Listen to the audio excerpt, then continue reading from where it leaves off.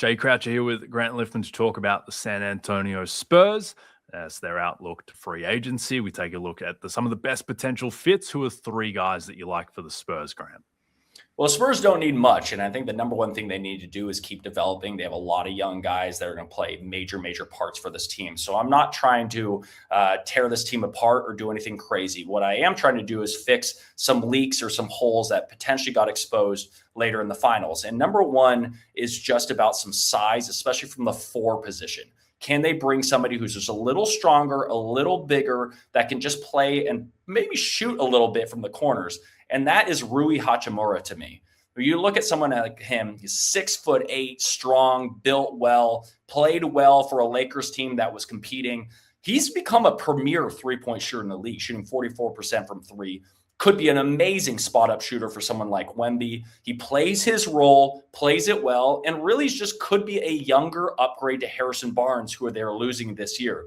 Plug him into a corner. He doesn't need to play 40 minutes a game. He could play 20 to 25 and do the right things for your team. I like him for the Spurs. 2 guys that I'm going to go to next are really veteran presences, and that's the most important thing they can bring to a very young team. One of them, GP2, Gary Payton II. What he has done for the locker room and culture for Golden State, maybe he can bring that to the San Antonio Spurs. He is the presence they need.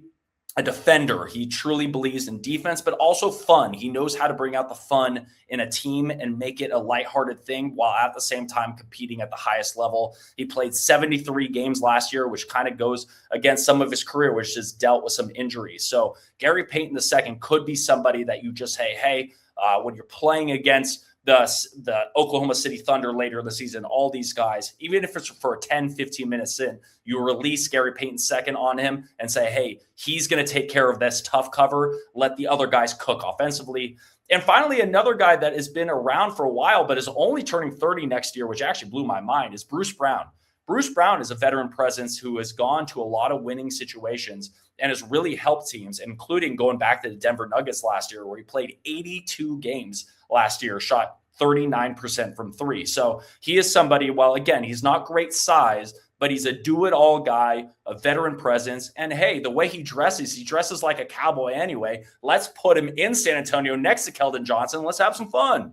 Yeah, no, I love it. I like all 3 of those. I'd throw in as well Mike Conley as a potential vet. This team seemed to lose its emotional balance a little bit in the finals. I think they kind of missed Chris Paul in this year's iteration of the team. So I think a Mike Conley type would make sense, even if he's not going to play a great deal. But I particularly like the Rui fit. Just getting more size, more heft in the front court. Just Rui being 6'8", 230, a little bit bigger. A little bit stronger than Julian Champagnie, those types. We forget that Rui Hachimura, he guarded Nikola Jokic in a playoff series where they were doing the put Rui on Jokic and having AD roam. I think that, Wemby could be that version of AD in potential playoff matchups. And just so you don't have to put Wemby on the Karl Townses of the world, and it could instead put a Rui Hachimura. And for anyone watching the Lakers this year, they know that Rui, to your point, his confidence as a shooter, if he's open, it's going up. And he's able to, confidently pump fake, drive, take an 18-footer as well. So Rui Hachimura, he would be an ideal fit on the Spurs, I agree. Hit subscribe for more news, highlights, and analysis from the NBA on NBC.